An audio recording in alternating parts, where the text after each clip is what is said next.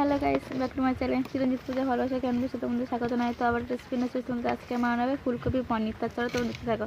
দেখো সমজিৎ কেমন করছে, ও খাবার খাচ্ছে এমন করছে। আমাদের এখানে বৃষ্টি পড়ছে।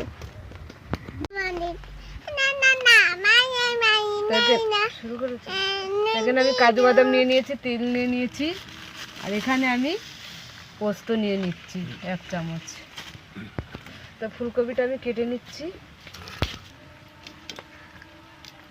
তাই আমি ফুলকপিগুলো একটু ছোট ছোট করে নিচ্ছি, এই সাইজে। ফুলকপিটা কিন্তু ছোট, ফুলকপিটা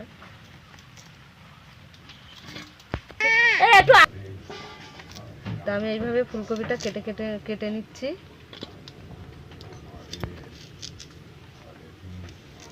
কাটা হয়ে গেছে ফুলকপিটা, আমি যাচ্ছি করে ছোট ছোট করে পনিরটা পিস করে নিচ্ছি। এই আমাদের উনুনটা ধরে গেছে, এবং কড়া বসিয়ে দিলাম, দিয়ে দিচ্ছি আমি পনিরগুলো ভেজে নেবো।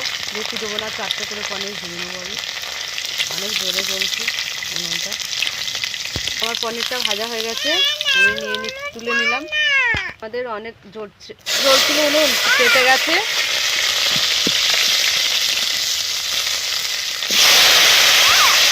ভাজা করে নিচ্ছি। ফুলকপির সঙ্গে আমি আলুটাও দিয়ে দিচ্ছি। আমি ফুলকপি ভাজবো আর আলু ভেজে নেবো বলে একটু হলুদ দিয়ে দিলাম, দেখতে ভালো লাগবে ফুলকপিটা। আমি তুলে নিচ্ছি। তাতে আরও একটু তেল দিয়ে দিলাম, তা 2টো এলাচ দিয়ে দিলাম আমি, দারচিনি দিয়ে দিলাম, গোটা জিরে দিয়ে দিলাম, 1টা তেজপাতা ছিঁড়ে দিয়ে দিলাম। এখানে পোস্ত, তেল, কাজু বাদাম, টমেটো, আদা বাটা আমি দিয়ে দিলাম।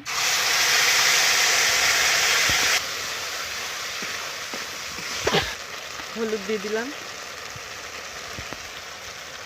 লাল কাশ্মীর লঙ্কা দিয়ে দিলাম গুঁড়ো, তো স্বাদ মতো নুন দিয়ে দিলাম। তা ফুলকপি দিয়ে আমি আলু দিয়ে মশলা দিয়ে ভালো করে কষে নেব।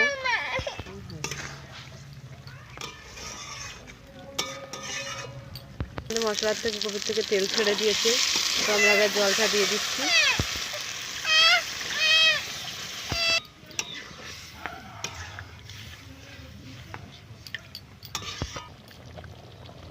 তো আমি পনিরটা দিয়ে দিলাম, দিয়ে ভালো করে ফুটিয়ে নেবো আমি। 4টে কাঁচা লঙ্কা কাটা আছে দিয়ে দিলাম। তো 1 চামচ আমি ঘি দিয়ে দিচ্ছি। তো আমাদের পনিরটা হয়ে গেছে, পনির ফুলকপি নামিয়ে নিলাম। পনির ফুলকপি হয়ে গেছে। তা তোমাদের কেমন লাগলো বলো, ভালো লাগলে লাইক করে দেবেন, শেয়ার করে দেবেন, কমেন্ট করে দেবেন, সাবস্ক্রাইব করে আমাদের পাশে থাকবেন। টাটা।